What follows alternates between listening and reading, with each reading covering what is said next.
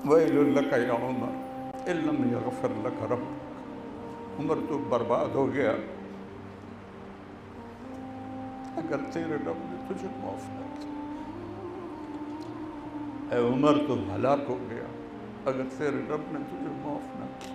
حضرت عبداللہ ابن عباس نے کہا اماں جان آپ کیوں رو رہی ہیں؟ اللہ کی قسم آپ کے اور نبی کی ملاقات میں بس اتنی ہی دیر ہے کہ آپ کا سانس نکلے اور آپ اللہ کے محبوب سے جا کے مل جائیں۔ کہنے لگے عبداللہ مجھے دھوکہ نہ دے، مجھے دھوکہ نہ دے، کاش میری ماں نے مجھے جنا ہی نہ ہوتا۔ میرا اللہ سے کتنا تعلق ہے، میرا فیصلہ تو اس پہ ہوگا، اس میں تھوڑا ہی ہوگا کہ میں نے سال کی جماعت وصول کر پی جا ایام کی تلخی کو بھی ہنس کے ناصر، غم کو سہنے میں بھی قدرت نے مزہ رکھا ہے۔ تمام صحابہ میں سب سے بلند درجہ حضرت عمر فرماتے تھے ابو بکر میری ساری زندگی کی نیکیاں لے لے اور ایک رات کا اجر مجھے دے دے اور ایک دن کا اجر مجھے دے دے اور میری ساری نیکیاں لے لے۔ تو ساتھیوں نے پوچھا کون سی رات اور کون سا دن؟ کہ جب آپ مکہ سے نکلے ہجرت کرنے اور غار ثور میں چھپنا تھا تو ابو بکر ساتھ تھے، کبھی آگے چلتے کبھی پیچھے چلتے۔ تو آپ نے پوچھا ابو بکر یہ کیا کرتے ہو؟ کہ یا رسول اللہ جب ڈر لگتا ہے کوئی چھپا ہوا دشمن نہ ہو تو آگے چلتا ہوں، جب خیال آتا ہے پیچھے سے کوئی وار نہ کرے تو پیچھے چلتا ہوں، اور پھر جب غار پر پہنچے تو ان کو باہر کھڑا کیا اور ابو بکر اندر گئے، ٹٹول ٹٹول کے سارے سوراخ بند کیے پتھروں سے جو پڑے ہوئے تھے، پھر سوراخ زیادہ تھے پگڑی پھاڑ کے سوراخ بند کیے، پھر سوراخ زیادہ تھے تو کرتا نکال کے پھاڑا اور اس سے سوراخ بند کیے۔ وہ ایک سوراخ جس میں سانپ تھا اس کے لیے کپڑا نہ بچا تو اس کے اوپر ایڑی رکھ دی، کہا یا رسول اللہ تشریف لائیے۔ جب تھوڑا سا سویرا ہوا اور صبح کی روشنی ہوئی تو آپ نے دیکھا ابو بکر کی نہ پگڑی نہ کرتا۔ آپ نے کہا ابو بکر تیرا کرتا، تیرا عمامہ، تیری پگڑی کدھر گئے؟ کہ یا رسول اللہ یہ سارے سوراخ تھے، مجھے ڈر لگا کہ اس میں کوئی چیز آپ کو نقصان نہ پہنچائے تو میں نے بند کر دیا۔ تو میرے نبی کی آنکھوں میں آنسو آ گئے کہ اے اللہ ہاتھ اٹھا دیے، میں ابو بکر سے راضی ہوں، تو بھی اس سے راضی ہو جا اور جنت میں اسے میرا ساتھی بنا دے۔ آپ کے ہاتھ واپس نہیں آئے تھے کہ جبریل آ گئے کہ یا رسول اللہ اللہ کہہ رہے ہیں آپ کی دعا قبول ہے، ابو بکر سے میں راضی ہوں اور جنت میں آپ کا ساتھی ہے۔ وہ ابو بکر کہہ رہے ہیں کاش میری ماں نے مجھے جنا ہی نہ ہوتا۔ ایک ہمارے مجذوب سے ساتھی تھے، فوت ہو گئے، وہ کہتے تھے جنت تو اس راستے کی گری پڑی چیز ہے۔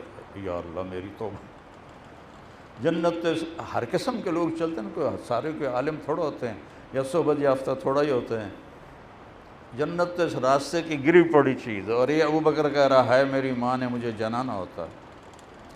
عمر رضی اللہ عنہ کے زمانے میں فتوحات کے دروازے کھل گئے تو صحابہ نے مشورہ کیا۔ کون صحابہ؟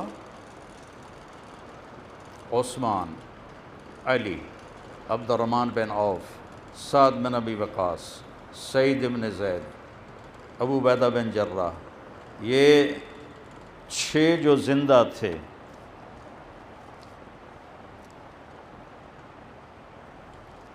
کہ بھائی حضرت عمر بہت مشقت اٹھا رہے ہیں، ان کو اچھے کپڑے پہننے چاہیے، ان کو نرم کھانا کھانا چاہیے، چھنے ہوئے آٹے کی روٹی کھانی چاہیے اور ایک خادم رکھنا چاہیے اور بستر نرم رکھنا چاہیے۔ یہ تو اب بڑی مشقت اٹھا رہے ہیں جبکہ سب کچھ آ چکا ہے۔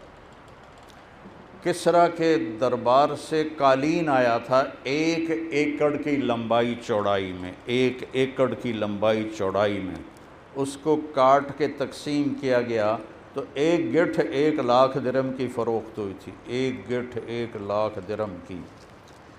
اور اس کا تخت تھا سونے کا جو 40 ہاتھ لمبا تھا اور 110 ہاتھ چوڑا تھا، اور اس میں 1,40,000 سونے چاندی کی کیلیں تھیں، اور 53 من اس پہ سونا لگا ہوا تھا۔ یہ مدینے میں آیا تو حضرت علی کہنے لگے مانے گا نہیں، تم زور لگا لو۔ کہنے لگے نہیں، ہم خود تھوڑا ہی جائیں گے، ہم بھیجیں گے حفصہ کو اور عائشہ کو، حفصہ اور عائشہ کو بھیجیں۔ ایک بیٹی ہے، ایک اللہ کے نبی کی محبوب ہے، ان کی ضرور سنیں گے۔ تو یہ دونوں آئیں خصوصی گشت، اور حضرت عائشہ متکلم بنی، یا امیر المومنین آپ سے ایک بات کرنی۔ لیٹے ہوئے تھے، اٹھ کے بیٹھ گئے، کہو۔ کہا کہ اللہ کے رسول کے دور میں دنیا آئی کوئی نہیں، تو زندگی ویسی مجاہدوں والی تھی۔ پھر میرے باپ کا دور آیا تو فتوحات کا دروازہ نہیں کھلا، تو زندگی مشقت والی تھی۔ اب تو اللہ نے قیصر اور کسریٰ کے خزانے مدینے میں ڈھیر کر دیے، ایک ایک صحابی لاکھوں کروڑوں پتی بن چکا ہے، تو برائے مہربانی آپ ایسا کریں کہ آپ اپنی ترتیب بدلیں۔ آپ حضرت عمر کی جو روٹی کھاتے تھے اسے کوئی چبا نہیں سکتا تھا، جو روٹی وہ اتنی سخت ہوتی تھی چبائی نہیں جاتی تھی۔ آپ ایسا کریں، کھانا اچھا کھائیں۔ پھر ملکوں کے وفد آتے ہیں، یا آپ کے عجیب سے کپڑے ہوتے ہیں، آپ کپڑے اچھے پہنیں۔ پھر آپ کو غلام کی ضرورت ہے، اب آپ کی عمر آگے چلی گئی، آپ کو خادم رکھیں۔ پھر آپ کو آرام کی ضرورت ہے، آپ نرم بستر بچھائیں۔ حضرت عمر جب غصے میں ہوتے تھے نا، ان کی آنکھیں گھومنے لگتی تھیں ایسے ایسے ایسے ایسے، تو ان کی آنکھیں ایسے گڑ گڑ گڑ گڑ گڑ گڑ، ان کو سمجھ آ گئی خیر نہیں ہے، تو ایک دم کہنے لگے کس نے بھیجا ہے، کس نے یہ کہلا کے بھیجا ہے؟ حضرت عائشہ نے کہا پہلے آپ ہاں کرو تو پھر بتاؤں گی، ویسے تھوڑا ہی بتاؤں گی۔ کہ اگر تو مجھے بتا دینا جنہوں نے تمہیں بھیجا ہے، تو میں مار مار مار مار کے ان کے چہرے لہو لہان کر دوں۔ اور کہنے لگے حفصہ تجھ سے پوچھتا ہوں، اللہ کے نبی نے کبھی زندگی میں 2 وقت کھانا کھایا؟ صبح کھایا تو شام نہیں کھایا، شام کھایا تو صبح نہیں کھایا؟ کیا کہتی ہو؟ کہ جی اللہم نعم، جی بالکل یہی بات، یہی بات۔ کبھی 2 سالن کٹھے کیے زندگی میں؟ کیا کہتی ہو؟ کہ جی اللہم نعم، کبھی نہیں کیے۔ ایک دن تو نے ایک چھوٹے سے تپائی پر کھانا رکھ کے دیا تھا، اور آپ نے اٹھا کے زمین پہ رکھ لیا تھا، اور فرمایا تھا میں اس طرح کھاؤں گا جیسے غلام کھاتے ہیں، یاد ہے؟ کہ جی یاد ہے۔ تیرے گھر میں بستر کیا تھا؟ کہ ایک ٹاٹ تھا جس کو رات کو دوہرا کر دیتی تھی، دن میں سیدھا کر دیتی تھی۔ تو آپ نے کہا ایک رات تو نے دوہرے کی بجائے 4 تہیں لگا دیں تو تھوڑا نرم ہو گیا، تو میرے نبی نے صبح تم سے پوچھا تھا میرا بستر تبدیل کر دیا؟ کہ نہیں یا رسول اللہ، بس دوہری کے بجائے چوہرا کر دیا۔ کہ نہیں، اسے ویسے ہی کر دو، مجھے رات کو اٹھنے میں تکلیف ہوئی، میں اللہ سے باتیں کرنے والا بندہ ہوں، مجھے ایسا بستر نہیں چاہیے۔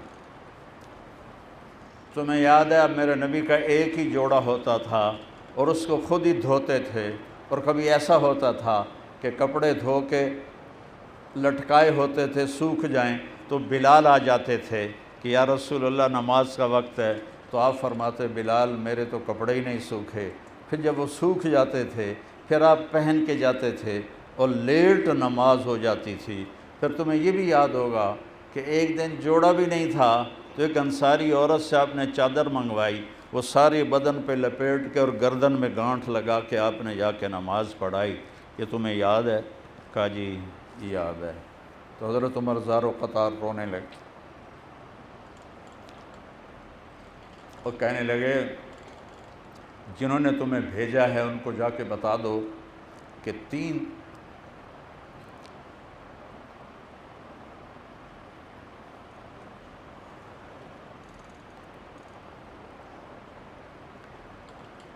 دوست سفر پہ چلے تھے، ایک روانہ ہوا اور منزل پہ پہنچ گیا اللہ کے نبی، دوسرا روانہ ہوا اور منزل پہ پہنچ گیا ابو بکر۔ اب تیسرا راستے میں ہے، اگر ان کی راہ پہ چلے گا تو پہنچے گا، ورنہ بھٹک جائے گا۔ انہیں بتا دو جنہوں نے بھیجا ہے کہ میرے رب کی قسم میں اپنی جان کو اسی طرح کھپاتا رہوں گا یہاں تک کہ میرا رب مجھے میرے ساتھیوں سے ملا تھا۔ پھر اللہ نے کیسے ملایا؟ جب خنجر لگا نماز کے دوران اور آنتیں کٹ گئیں، دودھ پلایا گیا تو آنتوں سے باہر نکل گیا۔ آپریشن کا تو زمانہ نہیں تھا، تو یقین ہو گیا کہ میرا بچنا مشکل ہے۔ جب موت کی آہٹ کو محسوس کیا تو حضرت عبداللہ بن عمر کو بھیجا کہ بیٹا جاؤ اور اماں عائشہ سے کہو کہ عمر اپنے ساتھیوں کا ساتھ چاہتا۔ مجھے امیر المومنین نہ کہنا، مجھے عمر کہنا۔ اب میں امیر المومنین نہیں ہوں، اب میں عمر ہوں۔ کہنا عمر اپنے ساتھیوں کا ساتھ چاہتا ہے۔ عبداللہ بن عمر آئے تو اماں عائشہ رو رہی تھی، کہنے لگی اماں جان میرا باپ اپنے دوستوں کے ساتھ جگہ چاہتا ہے۔ تو حضرت عائشہ رونے لگی، کہنے لگی عبداللہ یہ جگہ تو میں نے اپنے لیے رکھی تھی کہ ایک طرف خامد ہے، ایک طرف باپ ہے، ایک طرف میں ہو جاؤں، لیکن اگر عمر طلبگار ہے تو وہ مجھ سے زیادہ حقدار ہے، مرحبا بہی۔ تو عبداللہ بن عمر نے آ کے خوشخبری سنائی کہ اجازت ہو گئی۔ کہ نہیں بیٹا، ہو سکتا ہے میرے شرم میں اجازت دی ہو، جب میں مر جاؤں تو میرا جنازہ اٹھانا اور دروازے پہ رکھ کے ایک دفعہ پھر اجازت لینا کہ عمر اندر آنے کی اجازت چاہتا ہے۔ حضرت علی تشریف لائے تو بڑی گھبراہٹ تھی۔ آپ نے فرمایا موت سے ڈر گئے ہو؟ کہ نہیں، موت کے بعد سے۔ لو کان بعدی نبی لکان عمر، میرے بعد کوئی نبی ہوتا تو عمر ہوتا۔ اشدہم فی امر اللہ عمر، اللہ کے حدود میں سب سے زیادہ مضبوط عمر۔ میرے دو وزیر زمین پر ابو بکر اور عمر، میرے دو وزیر آسمان میں جبریل و میکائیل۔ ابو بکر اور عمر تم جس بات کا فیصلہ کر لو گے میں کبھی اس کے خلاف نہیں جاؤں گا۔ مسجد میں داخل ہوئے، ادھر ابو بکر تھے ادھر عمر تھے۔ آپ نے متوجہ کیا، آپ لوگ دیکھ رہے ہو، ہاکذا نحشر یوم القیامہ، قیامت کا دن ہم اس طرح اٹھیں گے کہ میرے سیدھے ہاتھ ابو بکر ہوگا اور میرے الٹے ہاتھ عمر ہوگا۔ وہ کہہ رہے ہیں موت کے بعد سے ڈر لگ رہا ہے۔ اتنے بڑے مقام، 22 لاکھ مربع میل میں اسلام پھیلانے والا، اور سارے صحابہ مرید اور ایک مراد، یا اللہ عمر دے دے، یا اللہ عمر دے دے۔ اور وہ عمر کہہ رہا ہے موت کے بعد سے ڈر لگ رہا ہے۔ کہ ڈرو نہیں، میں نے اللہ کے نبی سے سنا تھا کہ ابو بکر اور عمر سیدہ کہول اہل الجنہ، جنت میں بڑی عمر کے لوگوں کے سردار ہیں۔ کہنا کہ گواہی دو گے قیامت کے دن؟ تو حضرت امام حسن علیہ السلام بھی ساتھ تھے، کہاں میں بھی گواہی دوں گا، حسن بھی گواہی دے گا۔ جب وہ چلے گئے تو موت کی دستک محسوس ہوئی، تو عبداللہ بن عمر نے گود میں سر رکھا ہوا تھا، کہنے لگے بیٹا مجھے زمین پہ ڈال دے۔ تو انہوں نے یہاں رکھ لیا، تھوڑا کر کے یہاں پنڈلی کے اوپر رکھ لیا۔ سنتا نہیں، زمین پہ ڈال۔ تو ڈر گئے، انہوں نے زمین پہ ڈال دیا۔ تو انہوں نے اپنا منہ، یہ زمین ہے اور یہاں منہ رکھ دیا اور ایسے ایسے کرنے لگے۔ وَيْلٌ لَكَ يَا عُمَرْ إِن لَّمْ يَغْفِرْ لَكَ رَبُّكَ، عمر تو برباد ہو گیا اگر تیرے رب نے تجھے معاف نہ کیا۔ اے عمر تو ہلاک ہو گیا اگر تیرے رب نے تجھے معاف نہ کیا۔ اے عمر تو ہلاک ہو گیا اگر تیرے رب نے تجھے معاف نہ کیا۔ یہ چیز دعوت پیدا کرتی ہے۔ اور یہ کہتے کہتے جان نکل گئی۔ حضرت صہیب نے جنازہ پڑھایا، سارے مدینے میں چیخ و پکار تھی، اور جنازے کو لا کے اما عائشہ جان کے دروازے کے سامنے رکھا گیا۔ عبداللہ بن عمر آگے بڑھے، دستک تھی کہ اما جان میرا باپ عمر بن خطاب دروازے پہ حاضر ہے، اندر آنے کی اجازت چاہتا۔ تو آپ نے کہا مرحبا بعمر، مرحبا بعمر۔ چادر اٹھائی، لپیٹ کے باہر نکل گئے۔ قبر کو کھود رہے تھے تو حضرت عبداللہ ابن عباس کہتے ہیں کسی نے میرے کندھے پہ ہاتھ رکھا، میں نے پیچھے مڑ کے دیکھا تو حضرت علی تھے۔ کہنے لگے، وہ فرما رہے تھے عمر مجھے پتہ تھا تو یہیں آئے گا، کہ میں نے ہزاروں دفعہ سنا میرے نبی کہتے تھے میں اور ابو بکر اور عمر گئے، میں اور ابو بکر اور عمر آئے، ذهبت انا و ابو بکر و عمر وجئت انا و ابو بکر و عمر دخلت انا و ابو بکر و عمر وخرجت انا و ابو بکر و عمر جلست انا و ابو بکر و عمر۔ میں نے یہ تکرار اپنے نبی سے سنا ہے، میں اور ابو بکر عمر گئے، میں اور ابو بکر عمر آئے، میں اور ابو بکر عمر اندر گئے، میں اور ابو بکر عمر باہر گئے، میں اور ابو بکر عمر بیٹھے، مجھے پتہ تھا یہی جگہ تیری ہے اور کسی کی نہیں ہے۔ تو میرے عزیزو، اپنی ذات پہلے ہوتی ہے۔ اتنی جماعتیں نکال دیں، اتنا یہ کر دیا، اتنا وہ کر دیا، میرا اللہ سے کتنا تعلق ہے، مجھے گناہوں سے کتنی نفرت ہوئی ہے، میرا دل دنیا سے کتنا ہٹا ہے۔ میرا فیصلہ تو اس پہ ہوگا، اس پہ تھوڑا ہی ہوگا کہ میں نے سال کی جماعت وصول کر۔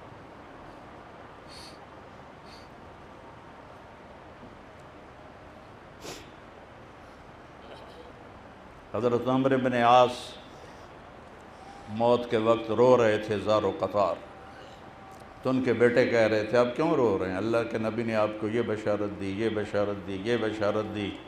تو آنسو خشک ہو کے دیوار کی طرف منہ تھا، لوگوں کی طرف منہ کر کے کہنے لگے میرے اوپر 3 دور آئے، ایک کفر کا دور تھا، اس میں مر جاتا تو جہنم میں جاتا، ایک ایمان کا دور تھا، نبی کی صحبت تھی، اس میں مر جاتا تو جنت میں جاتا۔ مجھے اللہ کے نبی سے اتنی حیا تھی کہ میں نے آپ کی موت تک کبھی آپ کے چہرے پہ نظر نہیں ڈالی، میں نظر نہیں ڈال سکا، مجھ سے حلیہ پوچھو تو مجھے نہیں آئے گا۔ پھر تیسرا دور آیا جب دنیا ہم پہ کھل گئی اور آپس کی لڑائیاں شروع ہو گئیں، اس میں جو کیا سو کیا، اب پتہ نہیں کیا ہوگا۔ پھر ایسے ہاتھ اٹھائے، اللہم لا بری یا اللہ میں بری و ذمہ نہیں ہوں کہ میں کوئی عذر بیان کروں، ولا قوی فانتصر، میں طاقتور نہیں ہوں کہ میں مقابلہ کر سکوں، ولا مستنکر بل مستغفر، میں انکاری نہیں ہوں بلکہ توبہ کرتا ہوں۔ اللہم لا بری فاعتصم ولا قوی فانتصر ولا مستنکر بل مستغفر۔ یہ دعا میں روز مانگتا ہوں، لا الہ الا اللہ، لا الہ الا اللہ کہتے ہوئے جان چلی گئی۔ اما عائشہ کو آپ نے فرمایا عائشہ مجھے تو اس دن سے موت ہی اچھی لگنے لگی ہے جس دن سے پتہ چلا تو جنت میں میری بیوی ہے۔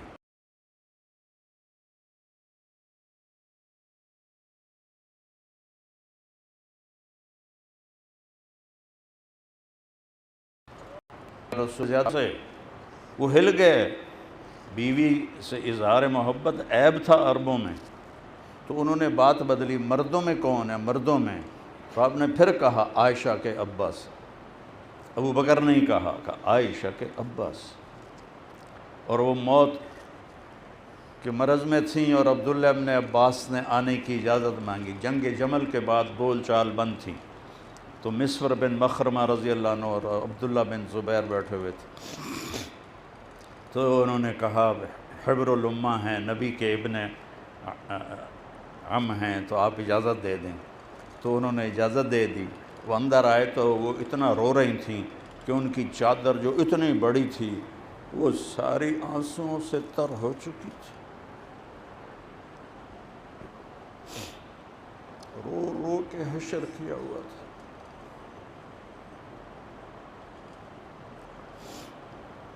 تو حضرت عبداللہ ابن عباس نے کہا، اماں جان آپ کیوں رو رہی ہیں؟ اللہ کی قسم آپ کے اور نبی کی ملاقات میں بس اتنی ہی دیر ہے کہ آپ کا سانس نکلے اور آپ اللہ کے محبوب سے جا کے مل جائیں۔ کہنے لگی عبداللہ مجھے دھوکہ نہ دے، مجھے دھوکہ نہ دے، کاش میری ماں نے مجھے جنا ہی نہ ہوتا۔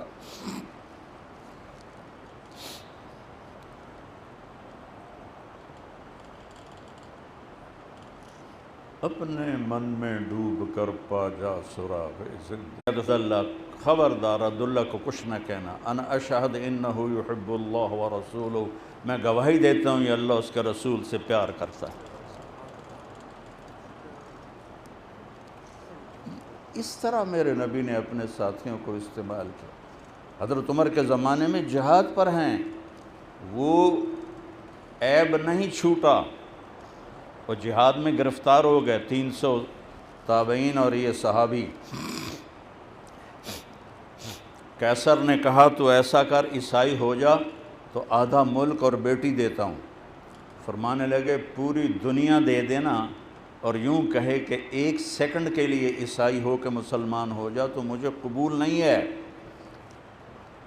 اس کو لالچ تھی کہ یہ عیسائی ہو جائے تو بڑا کام ہو جائے گا، صحابی ہے۔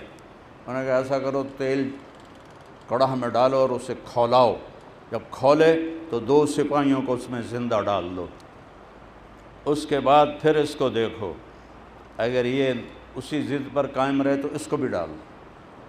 تو انہوں نے ان کے سامنے 2 تابعین کو تیل میں ڈالا، وہ جل کے کوئلہ ہو گئے۔ جب ان کو کھینچ کے لے جانے لگے تو یہ رونے لگے۔ کس میں کیا صفت ہے اللہ کو پتہ ہے، اس نے تو یہ کر دیا، یہ نہیں ہے، یہ غلط ہے۔ ہمیں لوگوں کو عزت دینی ہے۔ وہ رونے لگے تو سپاہیوں نے کہا جی رو رہا ہے، کہ بلاؤ۔ جب ان کو بلایا تو کہنے لگے کیوں رو رہے ہو؟ وہ پھر رونے لگے، کیوں رو رہے ہو؟ کہ ایک جان ہے جو ایک پل میں ختم ہو جائے گی، کاش میرے جسم پر جتنے بال ہیں اتنی میری جانیں ہوتی اور میں ایک ایک جان کو اللہ کے نام پہ قربان کرتا۔ چھلنی نہ ڈالو، چھلنی ڈالنا مزاج نبوت نہیں ہے، یہ مزاج تصوف ہے، مزاج مدرسہ ہے۔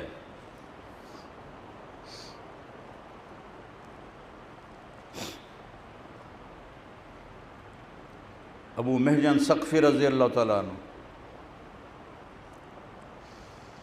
شراب پیتے تھے، نہیں چھوٹی، اور قادسیہ کی جنگ میں شریک ہیں۔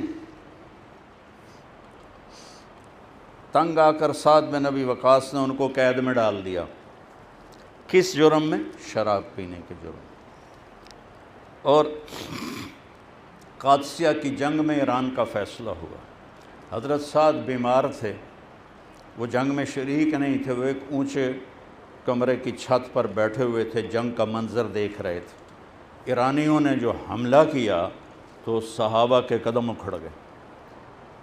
تو ابو محجن ثقفی وہ دروازے سے، وہ قید خانے کے دروازے سے سارا منظر دیکھ رہے تھے اور ایسے تڑپ رہے تھے کہ حضرت سعد کی بیگم سلمہ رضی اللہ عنہا گزریں، کہنے کہ سلمہ مجھے آزاد کر،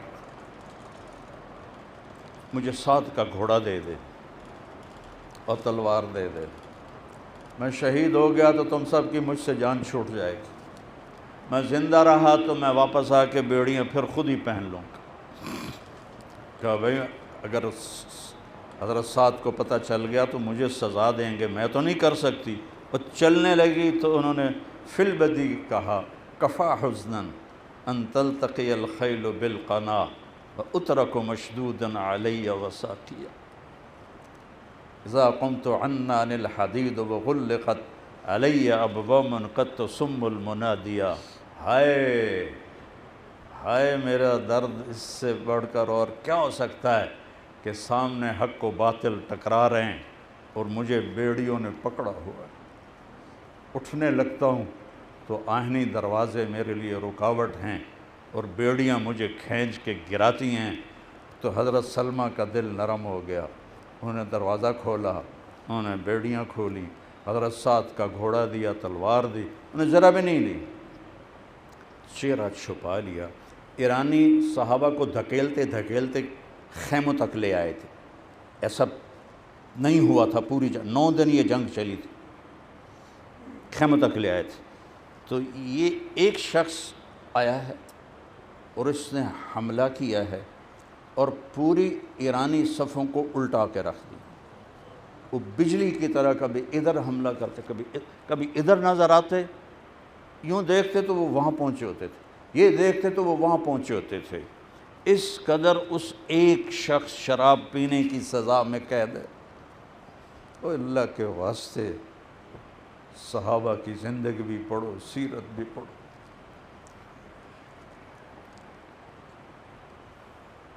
اور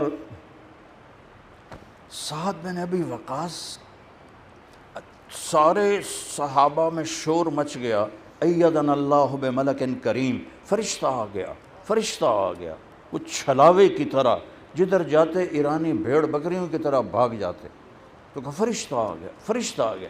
حضرت صاحب یوں غور سے دیکھنے لگے، کہنے لگے یہ گھوڑا تو میرا لگتا ہے اور حملے کا انداز ابو محجن کا لگتا ہے، پر میرا گھوڑا ہے استبل میں، ابو محجن ہے قید میں، تو یہ کون ہے؟ کوئی فرشتہ ہی ہوگا۔ جو ہی ایرانی بھاگے میدان چھوڑ کر تو فوراً حضرت ابو محجن واپس پلٹے اور قید خانے میں آ کے بیڑیاں باندھ لیں۔ شام کو حضرت سعد کے خیمے میں سارے سرداروں کی محفل ہوئی تو سب کہنے لگے آج تو میدان ہاتھ سے نکل گیا تھا، اگر اللہ کسی اس فرشتے کو نہ بھیج دیتا جس نے ہماری مدد کی۔ سب اس کو فرشتہ سمجھے۔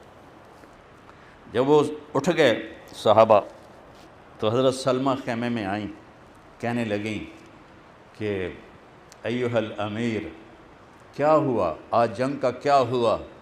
تو حضرت سعد کہنے لگے آج تو ہم میدان کھو چکے تھے اور اللہ نے ایک فرشتے کو بھیجا جس نے پورے میدان جنگ کا نقشہ بدل دیا۔ تو ویسے مجھے خیال آتا ہے اگر ابو محجن قید میں نہ ہوتا تو حملے کا انداز ابو محجن کا تھا، اور اگر میرا گھوڑا استبل میں نہ ہوتا تو گھوڑے کی جو اٹھان اور چال تھی میرے گھوڑے جیسی تھی۔ یہ نہیں مجھے سمجھ میں آ رہا۔ تو حضرت سلمہ کہنے لگی اگر میں عرض کروں تو مجھے سزا تو نہیں دیں گے؟ کہنے لگے نہیں، کہا وہ ابو محجن تھا۔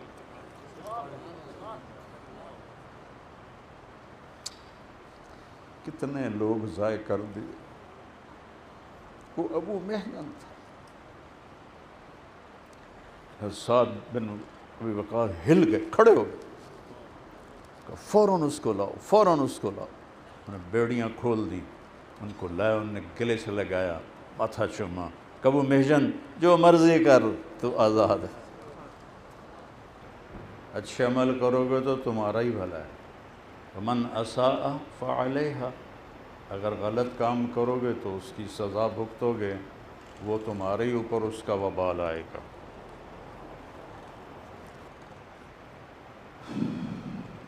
انسان کی کامیابی کا جو مدار اللہ نے بتایا ہے اور معیار، وہ ہے جہنم سے جو بچ گیا اور جنت میں داخل ہو گیا وہ کامیاب ہے، اور جو جہنم میں چلا گیا اور اس عذاب کی لپیٹ میں آ گیا وہ ناکام ہے۔ اس کامیابی اور ناکامی کا جو تعلق ہے وہ باہر کی کسی چیز سے نہیں ہے، اس جسم سے نکلنے والے اعمال سے ہے۔ یہ اعمال ہی وسیلہ ہیں جنت کا، اور یہ اعمال ہی وسیلہ ہیں جہنم کا۔ تو انبیاء علیہ السلام کی جو محنت ہے وہ فرد پر ہے، فرد کو متوجہ کیا جاتا ہے۔ جو تحریکیں ہیں وہ اوروں کو اپنی محنت کا محور بناتی ہیں کہ ہم نے ان کو ٹھیک کرنا ہے اور ہم نے یہ کرنا ہے۔ اور انبیاء علیہ السلام کو بذات خود دین کی محنت نبی سے شروع ہوتی۔ پہلی وحی میرا اللہ کہتا ہے اقرا، میرے محبوب آپ پڑھیے، اپنے نبی سے فرمائیں کہ پہلے آپ اپنے آپ کو اس اسلام کا پابند بنا کر چلیے۔ اقرا، پڑھیے۔ ہم نے پڑھنا ہی چھوڑ دیا، نہ سیرت پڑھتے ہیں، نہ قرآن پڑھتے ہیں، نہ حیات الصحابہ پڑھتے ہیں۔ اللہ نے کہا اقرا۔ پھر دوسرا حکم آیا، یا ایھا المدثر قم فانذر وربک فکبر۔ یہاں تک تو دعوت کی بات تھی، میرے محبوب اٹھیے اور اپنے رب کی عظمت اور کبریائی کو بیان کریں۔ یہ قرآن کی واحد آیت ہے، اس کو سیدھا پڑھو تو ربک فکبر ہے، اس کو الٹا پڑھو تو بھی ربک فکبر ہے۔ ربک فکبر اور یوں پیچھے جاؤ تو ربک فکبر۔ یہ قرآن میں ایک ہی آیت ہے جس کو الٹا سیدھا پڑھنے سے ایک ہی مضمون بنتا ہے۔ یہ اس دعوت کی عظمت کو دلوں میں بٹھانے کے لیے ہے۔